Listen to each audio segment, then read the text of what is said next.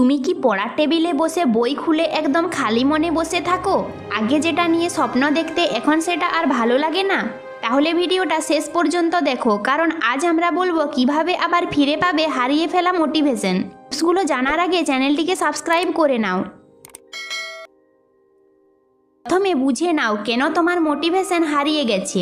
ফ্যামিলির চাপে, পারবো না এই ভয়ে, তোমার অলসতার কারণে, নাকি তুমি তোমার লক্ষ্যই ভুলে গেছো? কারণ যাই হোক না কেন তার থেকে মুক্তি পেতে হবে। আজকে আমি 10 ঘন্টা পড়ব, এই চাপ না নিয়ে নিজেকে বলো আজ 30 মিনিট শুধু ম্যাথ করব, 45 মিনিট জিওগ্রাফি পড়ব। এরকম ছোট ছোট টাস্ক পূরণ করো, দেখবে দিন শেষে তোমার 10 ঘন্টা পড়া হয়ে যাবে।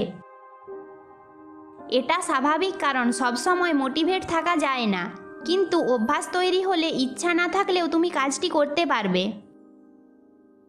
তুমি কি জন্য পড়াশোনা করছো? বাবা মায়ের স্বপ্ন, নিজের ভবিষ্যৎ? এটা পরিষ্কার বুঝে নাও, কারণ হওয়াই থাকলে পথ হারাবে না। মোটিভেশন একদিনের জিনিস না, এটা বানাতে হয় ধৈর্য দিয়ে। ভিডিওটি ভালো লাগলে বন্ধুদের সাথে শেয়ার করো, আর এমন এডুকেশনাল ভিডিওর জন্য চ্যানেলটিকে সাবস্ক্রাইব করো।